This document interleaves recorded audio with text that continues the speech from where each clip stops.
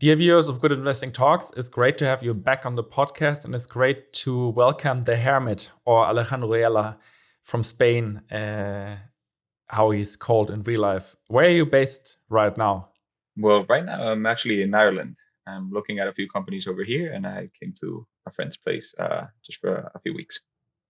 Lovely. I hope you enjoy it there. You're an emerging manager and also writing a Substack. How's the Substack called? The Substack is called The Hermit, and I essentially talk about microcaps that no one is looking at. So how did you come up with this quirky Hermit name? What drove you to use it? Well, The Hermit is actually a sort of nod to my brothers. I call my brothers Hermes. And at the same time, it's also sort of a mythical figure of sorts that I try to emulate. I try to be, a wise old man that is sort of isolated from the rest of society and that can think independently because of that. And that's sort of the framing for The Hermit. And I sort of took character out of it for both the money management front and the publication front, because they are both talking about and using microcaps as a tool. Okay. I hope you don't have that much old man vibes in the depth of research you do. I'm still young-ish. So, what do you do different with your investing approach? well, first off, I look at very, very tiny companies. The range probably extends from about 9 million Canadian dollars in market cap, which is very, very small, all the way up to like 2 billion ish. But most of the investments I work with are around, let's say, the $100 million dollar mark. There's multiple sides to it, but the real deal of it is that I do look extremely thoroughly at the filings, and I try to point out one or two short and medium term catalysts that will allow for a fast re-rating of the companies. I do plan on holding them for a decade. The thesis of it is 10x in 10 years type thing, but the essence of microcaps make it so that the catalysts are usually triggered and then there's like an instant re-rating. So within like a day, for instance, one of my companies last year had an 80% increase just in a single day. And within a week, I think it was like up 120 or 130%. And that pretty much makes it so that I need to cut and trim certain positions in order for them to stay sustainable and not get something like Cardlytics back in the day, which got up to like 60% of my portfolio.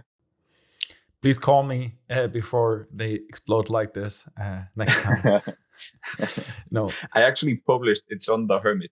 I published the report on PLC the exact day it was re-rated. So I like finished writing it up, and within like 1 hour of me publishing it, it just went up. But it's complete coincidence. Like it had nothing to do with me.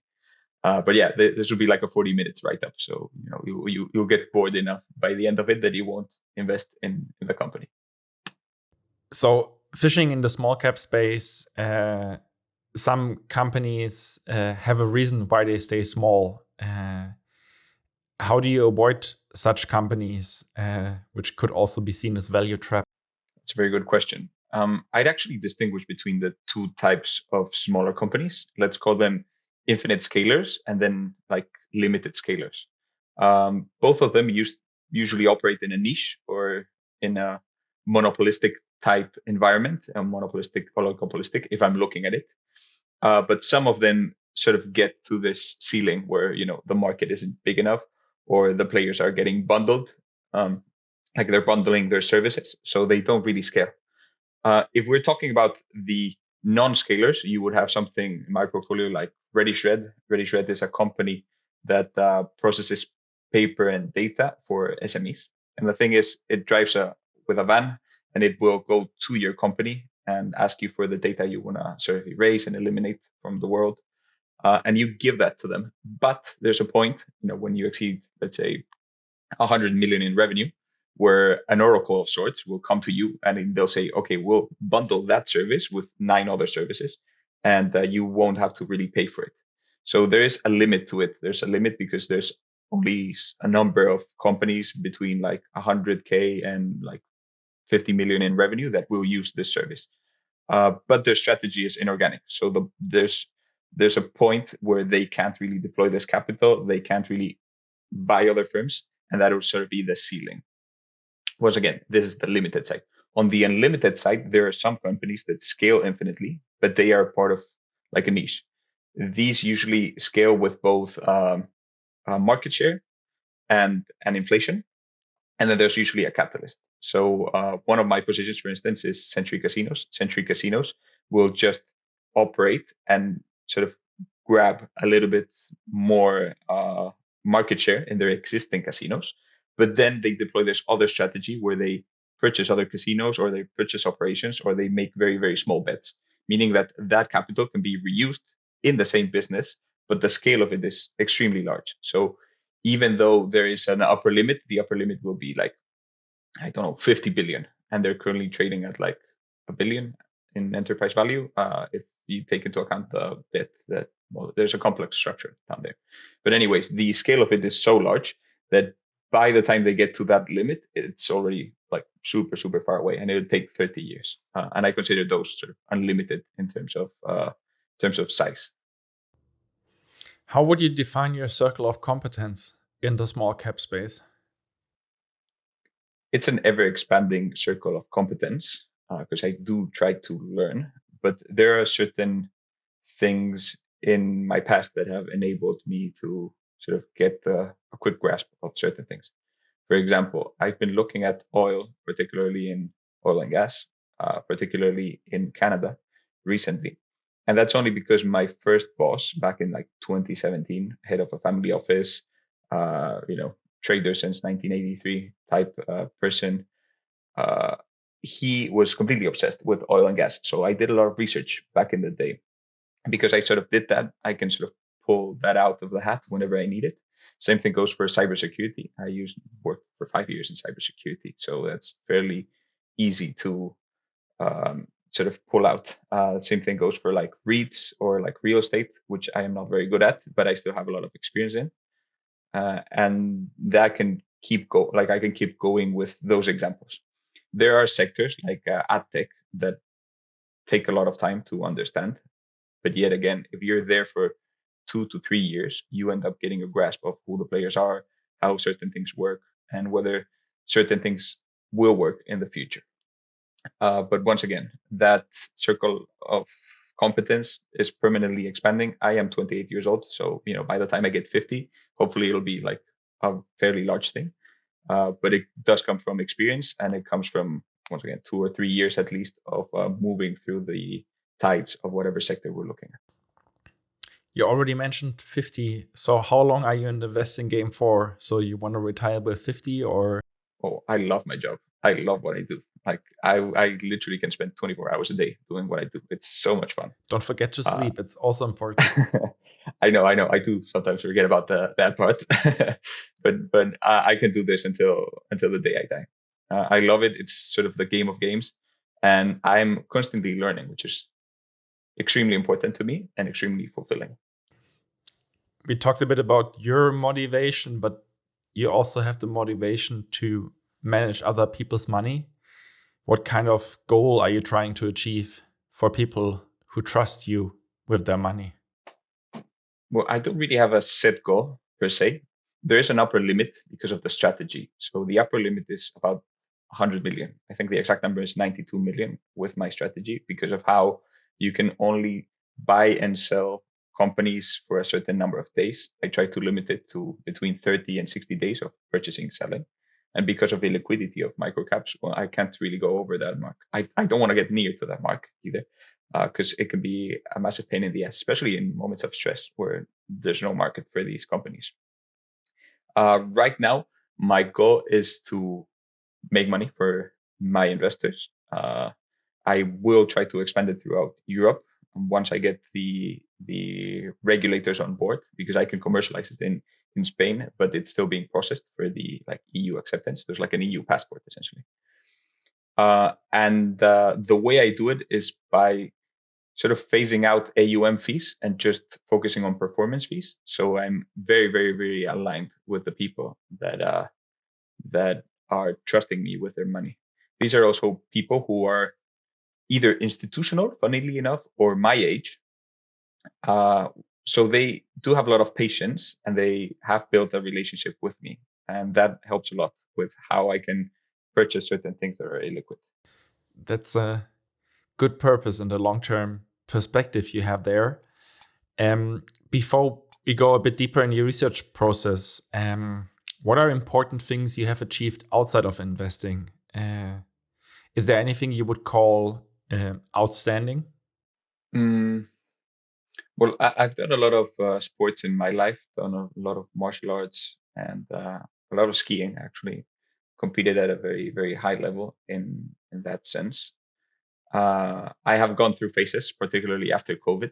Like my weight went from like 75, 80 kilos to like 110. So getting back from that is already a challenge in and of itself. Um, but yeah, I don't think I've done anything extraordinary right now, but I am building a legacy of something extraordinary through this fund. Like my average returns are really good, and because of the scale and how I'm sort of framing the entire operation, this could be a very, very, very interesting company that right now is a fund, but can eventually become a holdco. I can eventually assemble a team to sort of do multiple things at the same time. Investing in listed equities, for instance, doesn't really scale with people. So you can be managing a billion by yourself. But there are a lot of other things that I've been, involved with. I've been involved with people. It's actually more than me being directly involved. I've been involved with people that are very, very good at it, and because of that, the scale of this operation can be very large, and I do see it becoming, something very, very tangible, and that will hopefully change a lot of people's lives. Is there anything outside of the investing world that keeps you pushing even harder to achieve success in the investing world? That's actually that's actually a funny question because right now I'm dealing with I'm gonna call it love. Uh, I am managing a relationship that has been going on for more than half a decade, and it pushes me to become a better person. It teaches me a lot how to deal with frustration and like evolution. It makes me mature, and at the same time, it keeps me rooted in reality because a lot of times you end up dreaming, of what things can be, but being pulled back to reality, particularly with investing, but with most things in life, it's a very, very good thing. So building a life project is sort of the way I would frame it, and that has been a recent development in my life, uh, and it's extremely positive. I love it. That's great to hear. Let's jump to the research topic. Where do you get your investing ideas from? I actually funnel them through three places. One would probably be Substack. Other Substack writers are very willing to share, very willing to talk ideas out, and that's a community I very much appreciate. The second would definitely be quantitative slash qualitative filters, where I just go through like, I don't know, like 5,000 companies a year or some. I was talking about this with a colleague yesterday. I think I went over 40 or 50 companies yesterday alone, and I found nothing. But if you insist, if you persist in that search, you end up finding one or two very, very interesting companies, very interesting and executable. Because very interesting, you'll probably find like 10 or 20 in a year. And the third method, which is probably the most time-saving method, is other investors. So I recently was in the RV Capital meeting, for example, and that's full of other investors and allocators, and they each have their own ideas, their own ways of doing things. But because they've processed them so much, because they've sort of synthesized the idea into a very simple thesis, and because they're overall extremely smart, you can get really, really good ideas. Maybe not executable because they'll sell you on their wins, but sometimes you do get glimpses of something that I can invest in that sort of matches my criteria, and that will make a lot of money for a lot of people. So if you have an idea on a table to do more work on it, what aspect do you spend the most time on in your research process? Well, there's a preliminary filter that I have to go through, typical quantitative filter. So looking at their numbers, looking at the business model and understanding that, framing it in comparison to other things I've done in the past. Let's say, for example, oil and gas. Oil and gas will have a bajillion different subsectors, but the thing I'm looking at right now is maintenance of oil and gas and like decommissioning.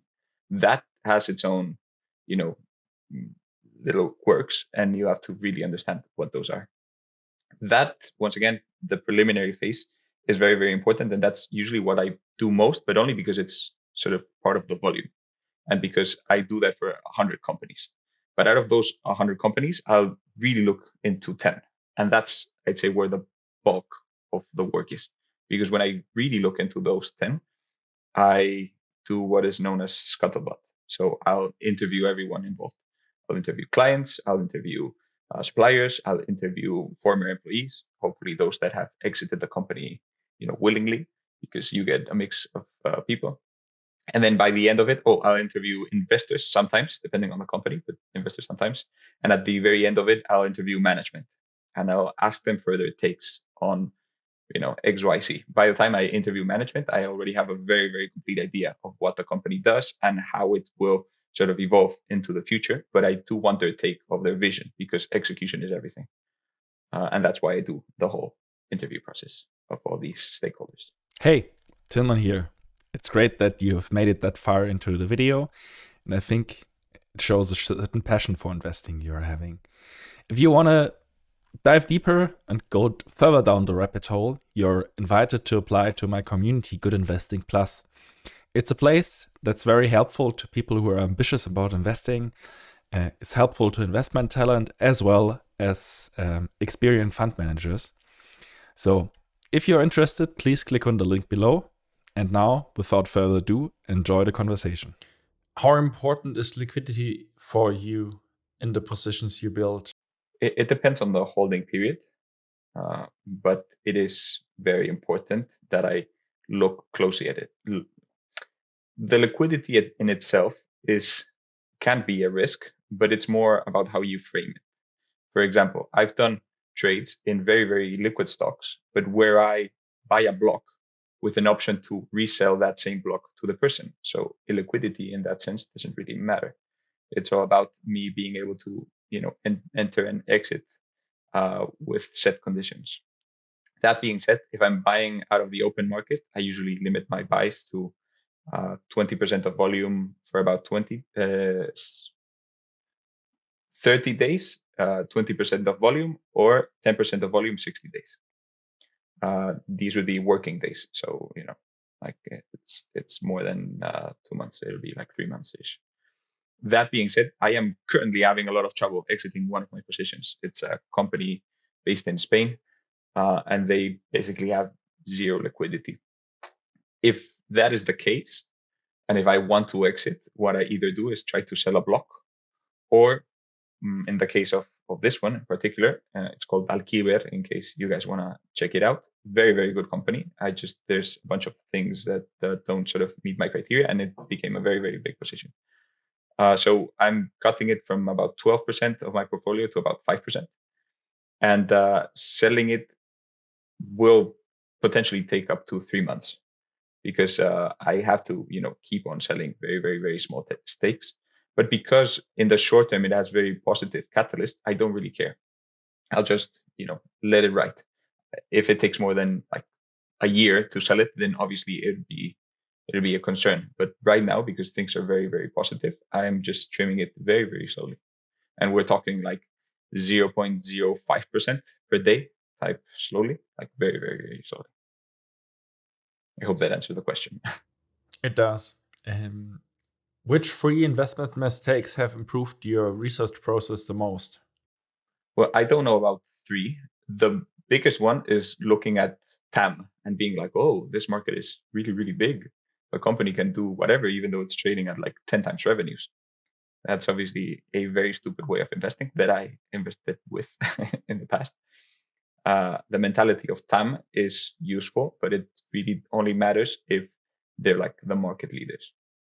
So if your TAM is like 100 million, I'm making this up, and you own currently, I don't know, if you're like the market leader with 60%, then sure, TAM is very, very important. But unless that's the case, and that's not usually the case for most companies, it's not as, doesn't predict how your success will unfold.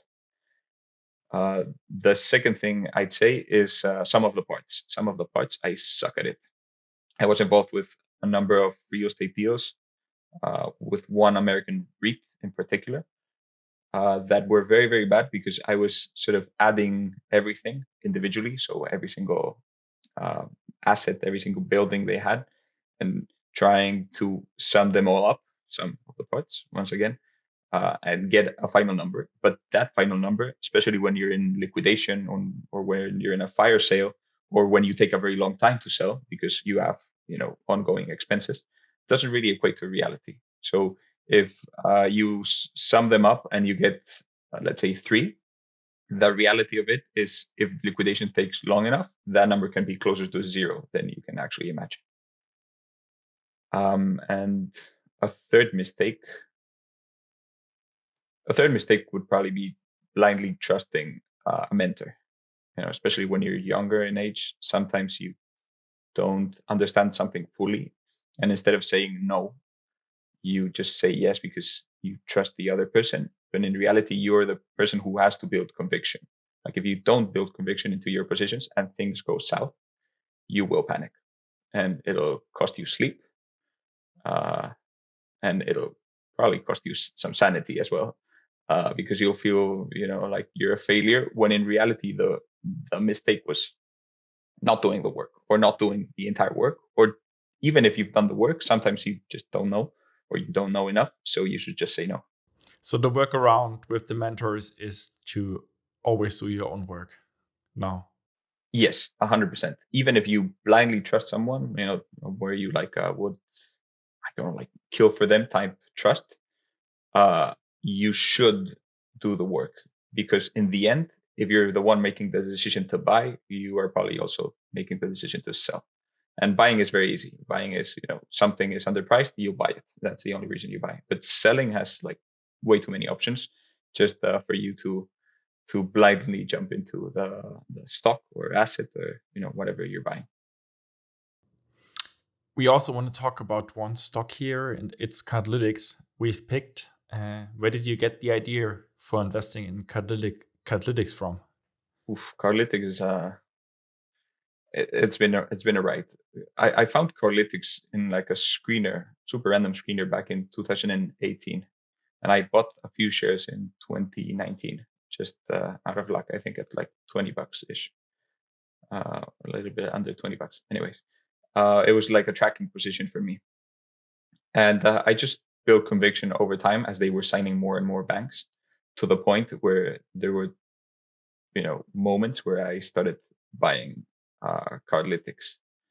Uh, I did coincide at one point with its main investor, who's Cliff Sosin, a guy I admire profoundly, mostly because of his brains, but also because of his ability to sort of project certain things into the future. I still don't know how he does it, but he can get things very, very right, even when everyone tells him he's wrong. He's very famous for Carvana, which I think is like 80% of his portfolio right now. Not because he bought a lot, but because he just didn't sell, and the stock like 40x or 30x or something like that within like a year. And yeah, most of my purchases of Cardlytics were between 3 and 6 back in 2023, about a year ago actually, and I think it was March 2023. I did go bananas buying it. I think it got to, I purchased something like 40% of my personal portfolio. I can't do that with managed money. I think for managed money, it got to like 10%, which is still a very, very large position. But with my personal portfolio, I did buy a lot of it back in 2023. So, excuse me, I said 1 year ago, it would be 2 years ago. And it was the main cause of my returns, which were, triple digit returns in 2023. It was also the main cause of my poor performance in 2024, and it subtracted overall about 15%. I think it's 17% from my overall performance. So if my overall performance would have been, I think for my managed accounts, like 32%, I ended up with like 15% just because of Cardlytics. What kind of problem does Cardlytics solve for the customers? And who are the customers? Well, Cardlytics really has one customer, and that would be the bank. But the bank ultimately has its own customers, which are the people with an account in the bank. You could argue that the ultimate customer is the client, the bank's client, but in terms of real client, I'd say it's the bank. Why the bank? Because the bank is getting essentially loyalty or loyalty buildup from Cardlytics, and Cardlytics just optimize the whole process of getting offers to clients. In the past, banks used to get a bunch of interchange fees from like Visa and MasterCard. Every time you make a transaction, your bank gets a percentage of that. And they used to get that money and just give it back to people in the form of cashback offers. So they would give you like 1% on your groceries, 2% on your groceries. What Cardlytics does is instead of using those interchange fees, they went directly to advertisers and they were like, advertiser X, like Panera, do you want to advertise directly in a bank?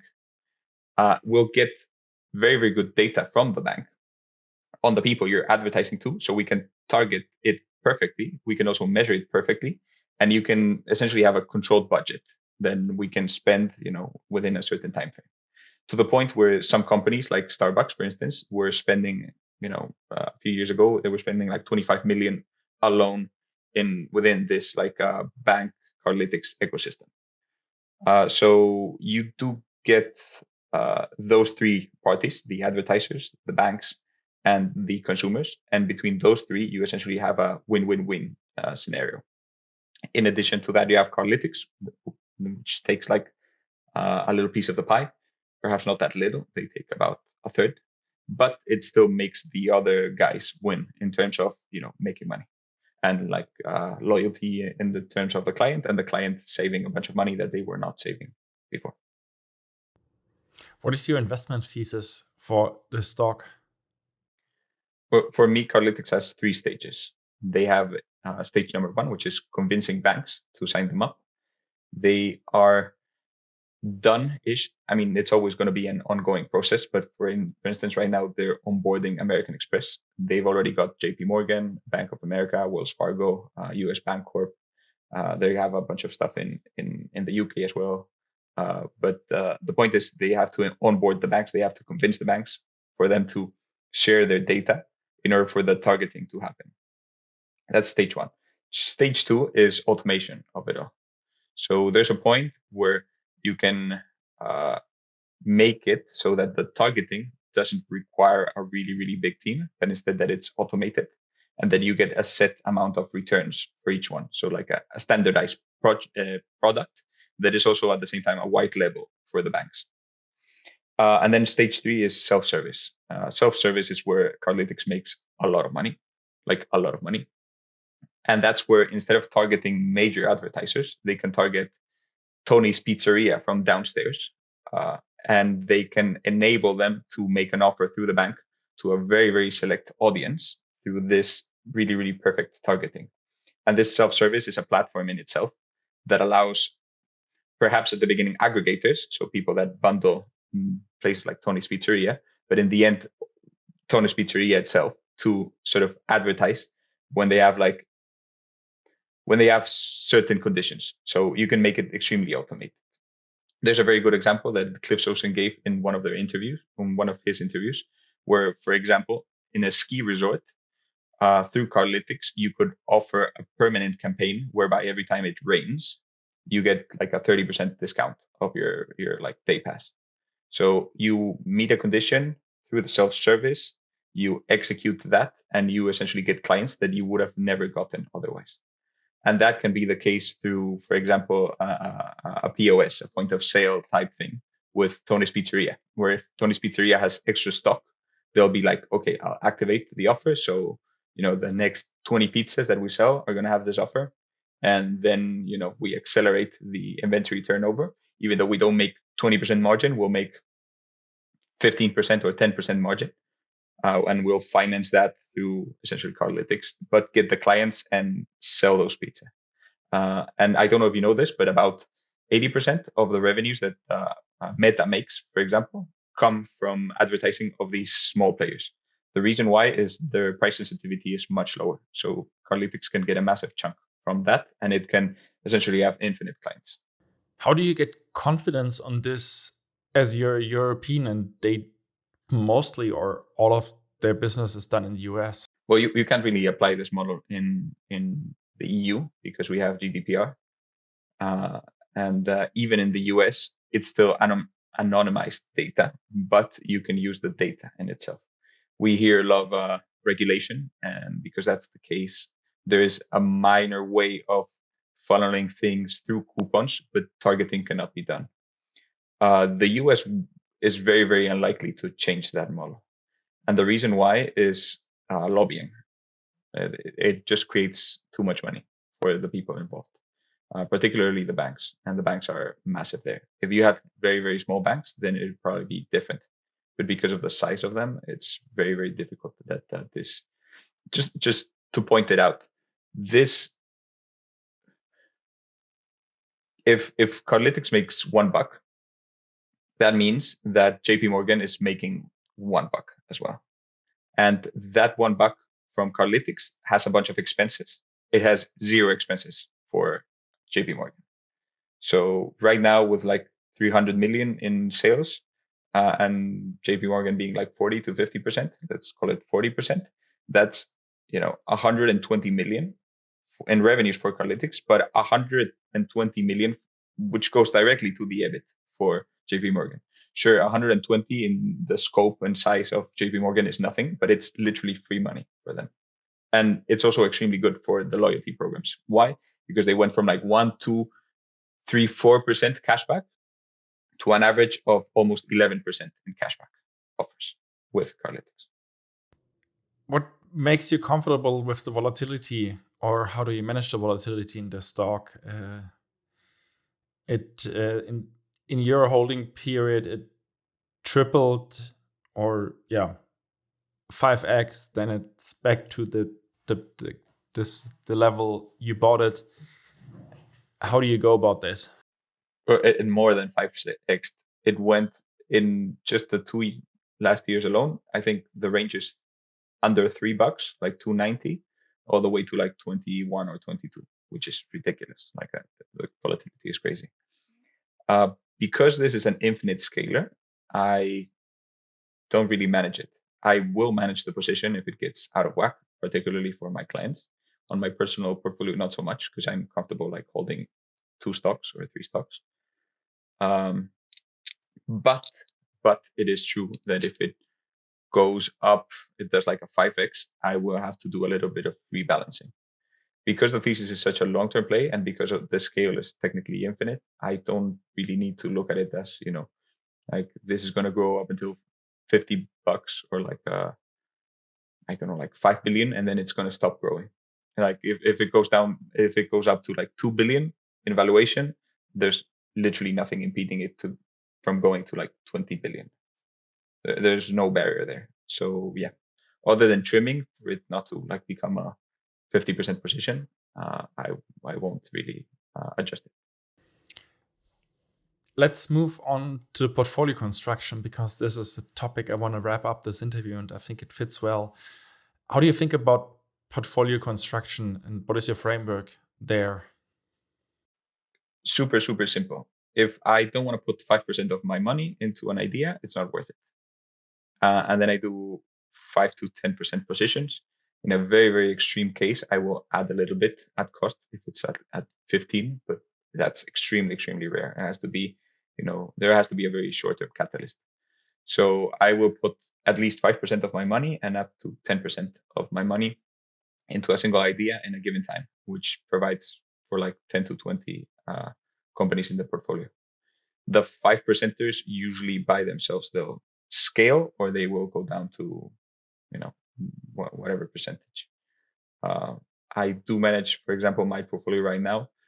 The highest loss is like 44% loss.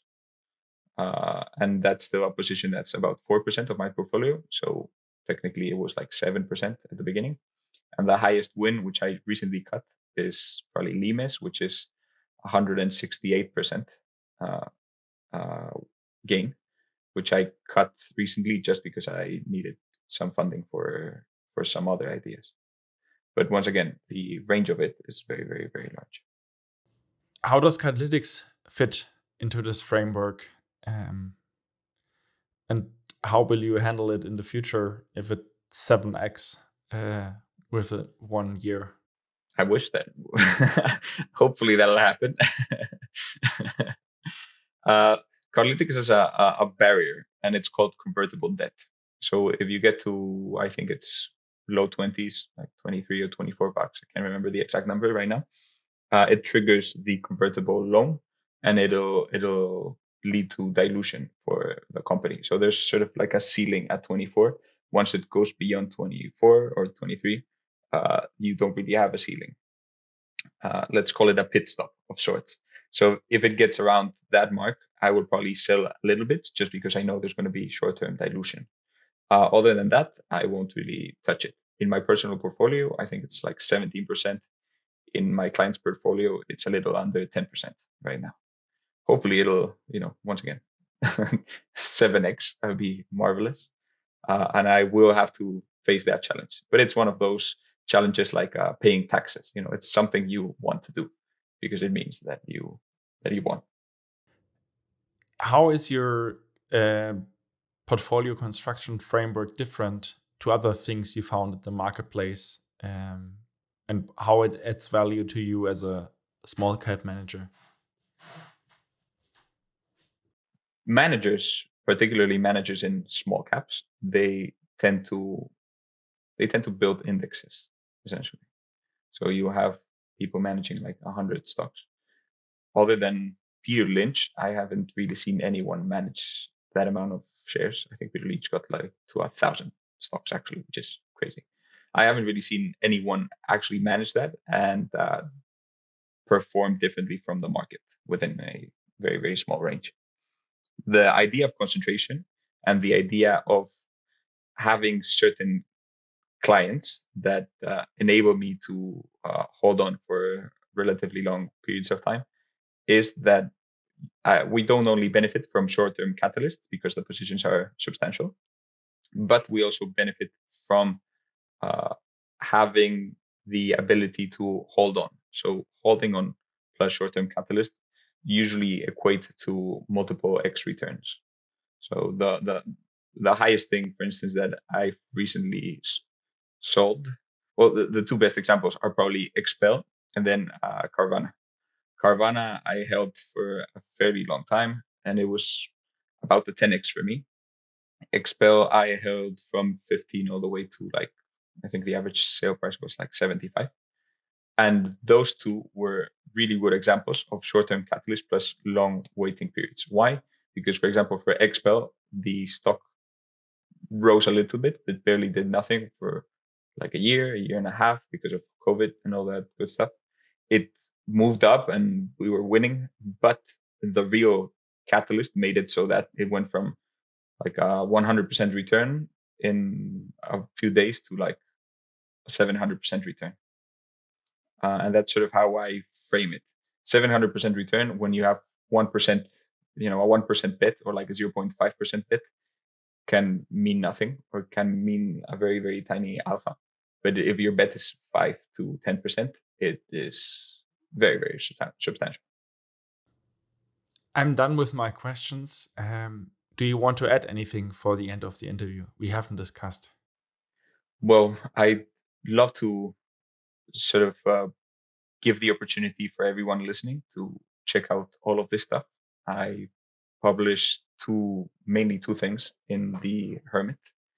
And those are updates on the portfolio where I give about a 20-minute rundown of everything that has happened in the past month, every change I've made, reasoning why. If I bring up a new company, I'll give you like a mini thesis. And by mini thesis, I mean at least 10 minutes of me pointing out the data and why I'm doing certain things.